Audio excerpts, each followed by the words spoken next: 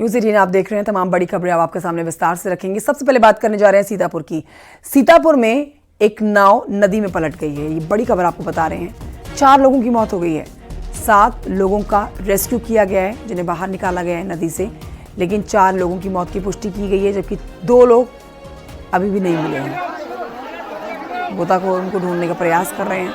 स्थानीय गोताखोरों की और ग्रामीणों की मदद से उनकी तलाश की जा रही है। हमारे सहयोगी और जानकारी इस पर देंगे।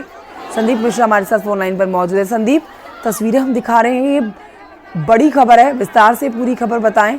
क्या इस समय भी रेस्क्यू करा जा रहा है? मैं आपको बताना चाहूंगा कि ये पूरा जो मामला है ये बिस्वा तहसील के रतनगंज का मामला है। यहाँ बताते हैं कि दिनेश जो यहाँ के रहने वाले हैं, उनके कल बेटे की जो है वहाँ पर नदी में डूबने से मौत हो गई थी। आज उसी के अंतिम संस्कार के लिए परिवार के लोग और ग्रामीण जो हैं वहाँ पर नदी के उस पार जा रहे थे। बताते हैं कि एक नाव में करीब 12 लोग सवार थे, जिससे कि नाव अनियंत्रित हो गई और वह जो है शारदा नदी में गिर गई, जिसमें कि उसमें 12 लोग सवार थे, वो सभी लोग पानी में डूब गए। ग्रामीणों को, परिवार के लोगों को नदी में डूबता हुआ देख के जो दूसरी अन्य नाव पे सवार थे, जो अंतिम संस्कार में शामिल होने के जाते, वो लोग नदी में कूदे और ग्रामीणों की मदद से उन्होंने रेस्क्यू अभियान चलाया और रेस्क्यू के करते हुए 7 लोगों को जो है उन्होंने, जो डूब रहे थे 7 लोगों को उन्होंने बचाया है। और बचाते समय जो है उसी दरमियान जो है करीब 4 लोगों की मौत हो गई है, जिसमें से 2 किशोरियों सहित 4 लोगों की मौत हुई है। बाकी शेष जो लोग, उसमें 2 लोग हैं, उनकी लगातार रेस्क्यू अभियान ग्रामीणों के द्वारा चलाया जा रहा है, उनकी तलाश जारी की जा रही है, लेकिन अभी ना तो उनका कोई पता नहीं चल पाया है। फिलहाल मौके पर एसडीएम और तंबोर पुलिस सहित भारी संख्या में पुलिस बल मौके पर मौजूद है।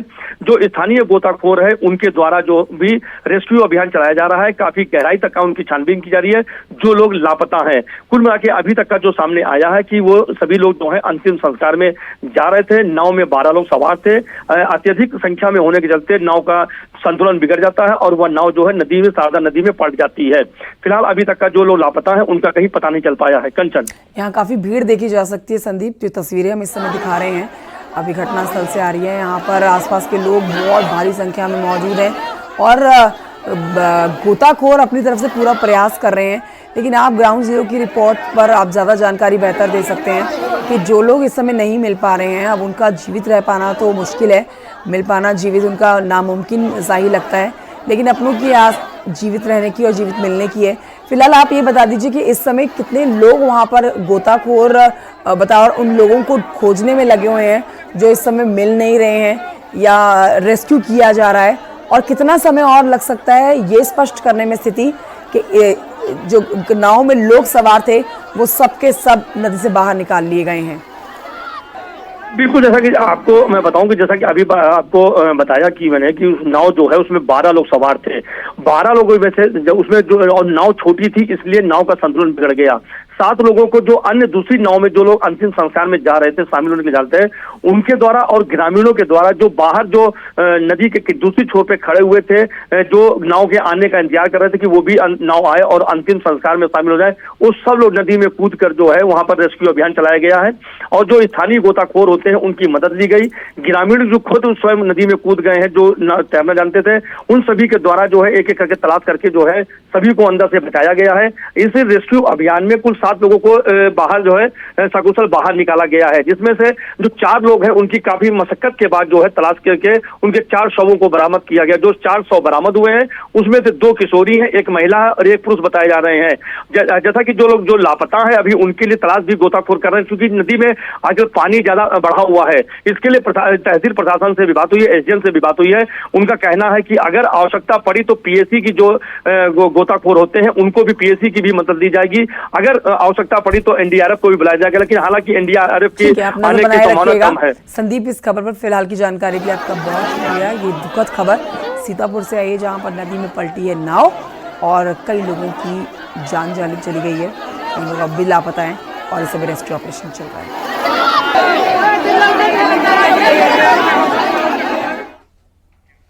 उधर उत्तराखंड में मौसम बदल गया है। मौसम पूरी तरह से बदला है और 48 घंटे बारिश और बर्फबारी का अलर्ट मौसम विभाग की तरफ से जारी किया गया है। चमोली, अल्मोड़ा, नैनीताल, बागेश्वर के साथ ही प्रदेश के कई इलाकों में जमकर बारिश हो रही है।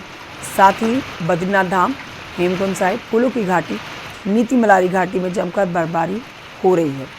पहाड़ में हुई बारिश और बर्फबारी से ठंड बढ़ गई है। बहुत ही सुंदर नज़ारा यमुनोत्री धाम में। उत्तराखंड में पारा एक बार फिर से नीचे आ गया है 4 से 5 डिग्री सेल्सियस तक। देर रात हुई बारिश की वजह से एक बार फिर से ठंड लौट आई है। हालांकि देहरादून में इस वक्त मौसम साफ बना हुआ है, लेकिन मौसम विज्ञान केंद्र की तरफ से ये कहा गया है कि प्रदेश के ज्यादातर हिस्सों में अगले 48 घंटे में बारिश और बर्फबारी देखने को मिल सकती है। खासतौर पर 3500 मीटर से जो ऊपर के इलाके हैं वहां पर बर्फबारी का अलर्ट दिया गया है।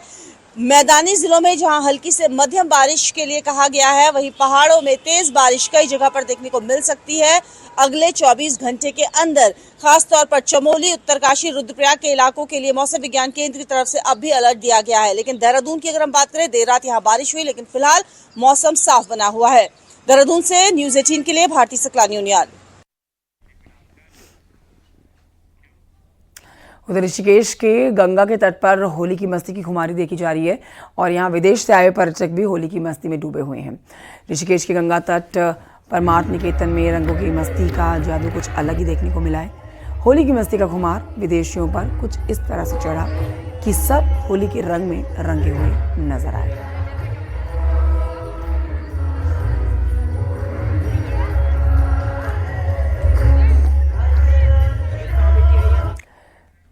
बदलते दौर में पहाड़ के रीति रिवाज और परंपराओं में कमी जरूर आई है, लेकिन सोशल मीडिया ने जरूर लोगों को जड़ों से जोड़ने का काम किया है। पलायन कर चुके लोगों को अपनी घर की याद दिला रही है ये रिपोर्ट।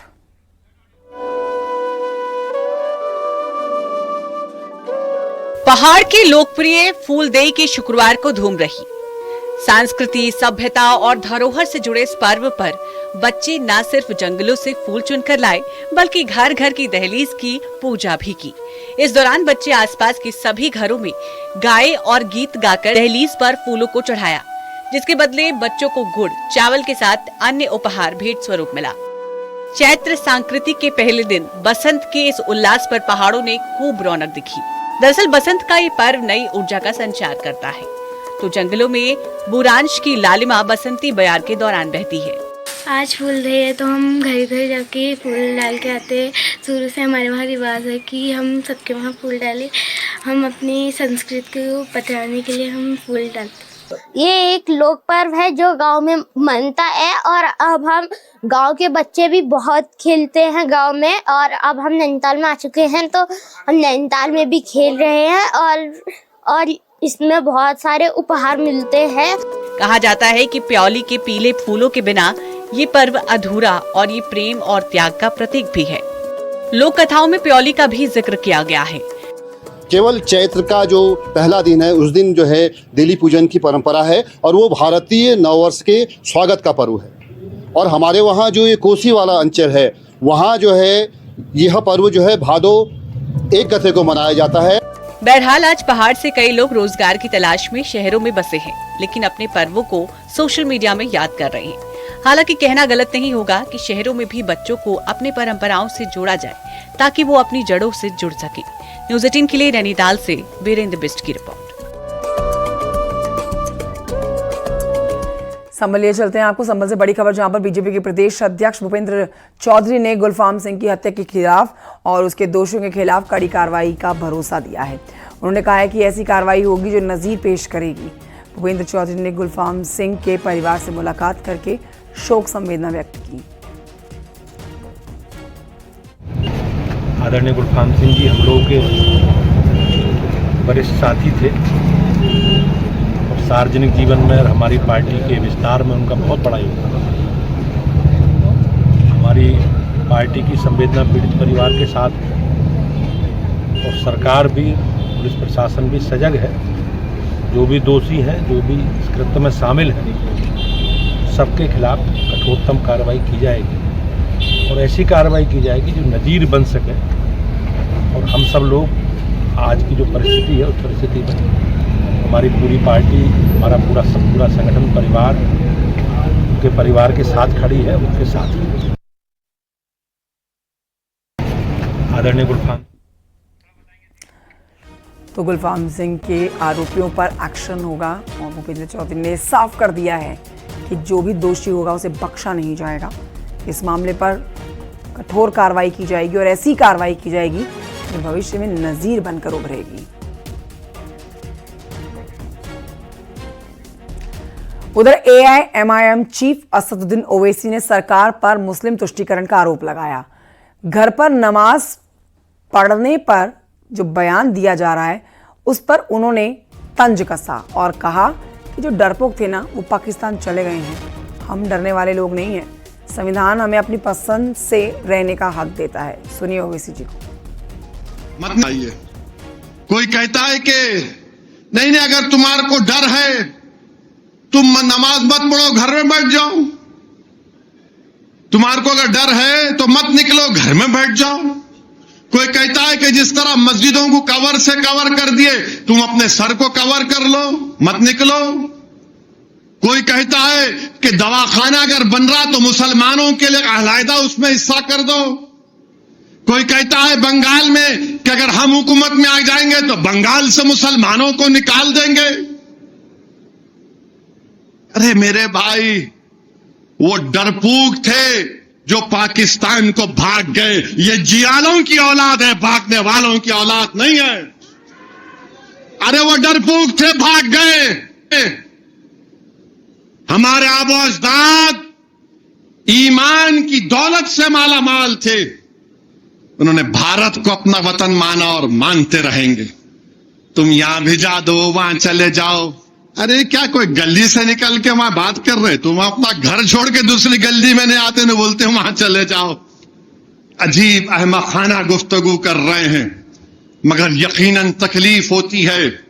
भारत के आईन में इज्जत, वक़ार किसी भी भारत के नागरिक का एक फंडामेंटल राइट है। इज्जत और वक़ार, डिग्निटी, वो आज कहां है बताइए आप? हमसे छीना जा रहा, यह बताया जा रहा है कि तुम दूसरे दर्जे के शहरी, हम दूसरे दर्जे के शहरी कभी नहीं बनेंगे। तुम लाख बोल लो। संगम नगरी लिए चलते हैं आपको, जहां प्रयागराज में होली के दूसरे दिन भी रंगों की होली खेलने की परंपरा है। पुराने शहर के चौक इलाके में लोकनाथ चौराहे पर होली खेली जा रही है। लोकनाथ में होली के दूसरे दिन कपड़ा फाड़ होली खेली जाती है। कपड़ा फाड़ होली खेलने के लिए हज़ारों की भीड़ यहाँ पहुँची हुई है। और इस कपड़ा फाड़ होली की खासियत ये है कि इसमें सभी जाति और धर्म के लोग शामिल होते हैं। कपड़ा फाड़ होली को देखने के लिए दूर दराज इलाके से लोग पहुँचते हैं। होली गीतों की धुनों पर नाचते हुए पूरे उत्साह के साथ इस उत्सव में शामिल होते हैं, होली खेलते हैं। होली खेलने के दौरान होलियारों की टोली रंग लगाने के साथ ही सामने वाले का कपड़ा फाड़ते हुए एक दूसरे पर रंगों की बरसात करते हैं। संगम नगरी प्रयागराज में होली की मस्ती युवाओं पर छाई हुई है। प्रयागराज में 3 दिनों तक होली मनाए जाने की परंपरा है और आज लगातार दूसरे दिन होलियारे होली के रंग में सराबोर नजर आ रहे हैं। ये लोकनाथ की मशहूर कपड़ा फाड़ होली है। आप देख सकते हैं कि युवा जो है यहाँ पर अपने कपड़ों को उन्होंने फाड़ कर फेंक दिया है। तारों पर, बिजली के या अन्य तारों पर यहाँ पर कपड़े के लटक रहे हैं और यहाँ पर पानी की बौछार की जा रही है। युवाओं के ऊपर मशीनों से यहाँ पर अबीर गुलाल उड़ाए जा रहे हैं और उनके साथ साथ यहाँ पर जो फिल्मी गीत है, जो होली गीत है, उन पर यहाँ पर युवा थिरकते हुए नजर आ रहे हैं। और ये कई घंटे से इसी तरह का क्रम यहाँ पर चल रहा है। 3 दिनों तक यहाँ पर होली इसी तरह से मनाई जाती है और होलियारों को यहाँ पर इंतजार रहता है। साल भर इस बार की होली इसलिए भी खास है कि इस बार रमजान एक साथ पड़ रही है होली के, तो जहाँ एक और रमजान मनाया जा रहा है वही युवा होली भी मना रहे हैं। संगम नगरी प्रयागराज गंगा जमुनी तहजीब का शहर है, तो सभी त्योहार यहाँ पर मिलजुल कर मनाया जाता है, इसलिए यहाँ पर कोई समस्या नहीं है। सभी तैयारियां यहाँ पर की गई थी पहले से और देखिए कि किस तरह से यहाँ पर रेन डांस किया जा रहा है। होली के रंग में सराबोर नजर आ रहे हैं। मशीनों से उनके ऊपर अबीर और गुलाल उड़ाए जा रहे हैं और यहाँ पर आज जो मस्ती देखी जा रही है ये इस तरह से यहाँ पर रहेगी। और तीसरे दिन यानी कि कल भी यहाँ पर होली खेली जाएगी, यानी कि खतेरी बाजार की होली होगी। मथुरा के बलदेव इलाके में आज दाऊद जी का होरंगा खेला जा रहा है और हजारों की तादाद में श्रद्धालु होली के रंग में रंगे नजर आ रहे हैं।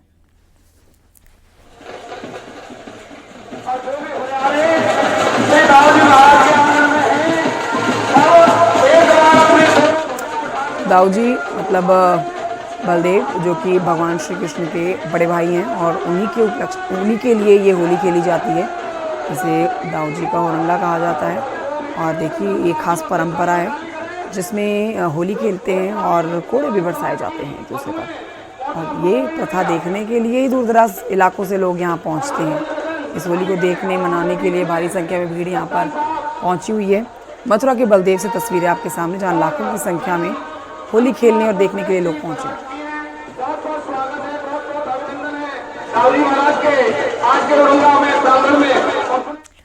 उत्तरकाशी के काशी विश्वनाथ मंदिर में भस्म की होली खेली गई है और इस दौरान जमकर झूमे हैं शिव भक्त।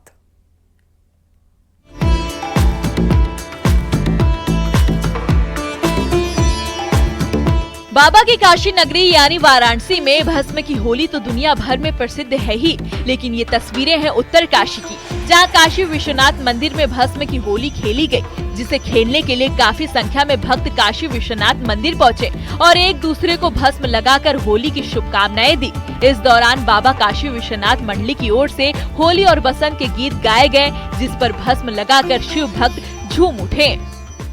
और आज यहाँ भस्म की होली हो रही है और यहाँ पे लोग दिन प्रतिदिन जुड़ते ही जा रहे हैं। प्रतिवर्ष यहाँ संख्या बढ़ती जा रही है और लोगों की आस्था भी बढ़ रही है, और जिससे यह लगता है कि हमारे जो काशी नगरी के लोग हैं वो बाबा के रंग में रंगे हुए हैं।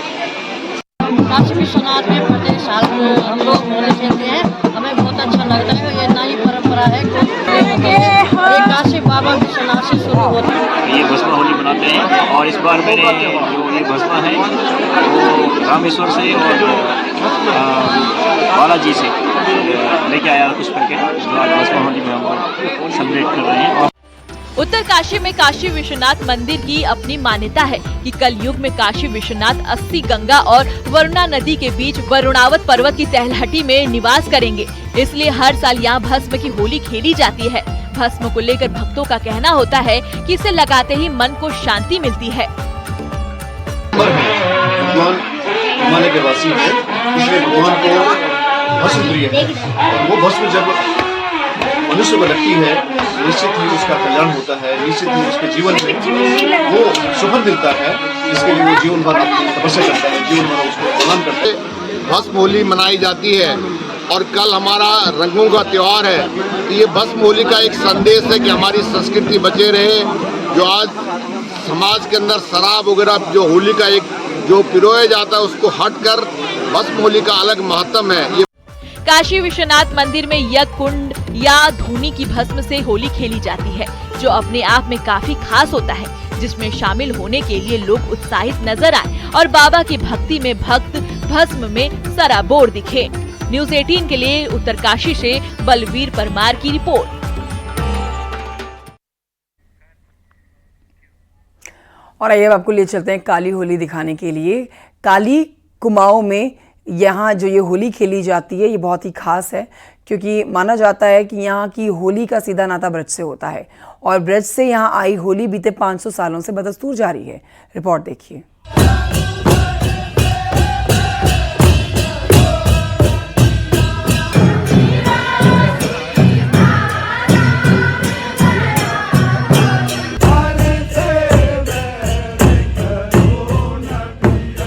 काली कुमाऊं का सुई गांव उत्तराखंड की होली का केंद्र रहा है।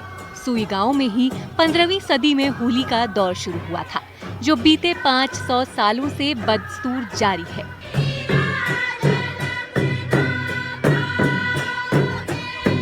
शास्त्रीय परंपरा में गाए जाने वाली काली कुमाऊं की होली सदियों की विरासत का प्रतीक है।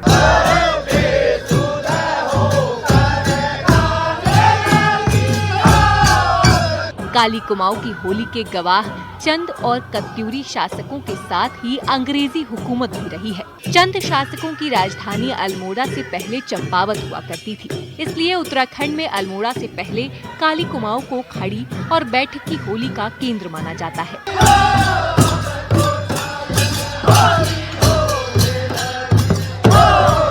बीते कुछ सालों में काली कुमाऊं की होली पर मंडराए संकट को देखते हुए अब हर साल लोहा घाट में 2 दिनों का होली महोत्सव होता है। गांव में होली विलुप्त के कगार पर थी, नशे का प्रकोप ज्यादा था। सिर्फ एक दिन छल्लोर के दिन ही होली हुआ करती थी। ये चिंतन क्या, मनन क्या, हमने सोचा कि जो हमारी संस्कृति है, जो हमारी पहचान है, जो हमारी धरोहर है, उसको हम कैसे संग्रहित इसको संरक्षित करें, तो इसके लिए कमेटी ने एक निर्णय लिया कि हर वर्ष होली रंग महोत्सव करवाया जाए। 2 दिनों के होली महोत्सव में खड़ी होली के सभी रूप दिखाई देते हैं। महिला हो या पुरुष या फिर बच्चे, सभी होली के गीतों में थिरकते नजर आते हैं। रामलीला मैदान में होने वाले होली महोत्सव में गजब का अनुशासन भी देखने को मिलता है। यहाँ होलियारों की टीम एक सी ड्रेस में नजर आती है। यही नहीं, होली के गीतों में थिरकते होलियारों की कदम ताल हर किसी को रिझाती है। इस बार होली महोत्सव में महिला और पुरुषों की 4-4 टीमों ने शिरकत की। मैदान में एक टीम को अपना हुनर दिखाने के लिए आधा घंटे का समय मिलता है, लेकिन इस दौरान होलियारों का हुनर हर किसी को अपनी तरफ खींचता रहता है।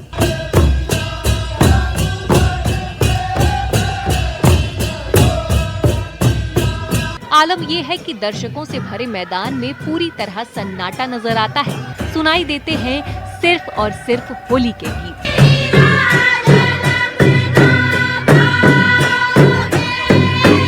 हमारे यहाँ जो पुरानी विरासत हमको जो मिली, ब्रज की जो होली हमको मिली है, उसको हम लोग विशेष लय और ताल के साथ गाई जाती है। हमारे यहाँ महिलाएं पुरुष सभी पूर्ण रूप से सहभागिता रखते हैं और अपने अपने क्षेत्र की होलियों को बहुत ही हर्षोल्लास से गाया करते हैं।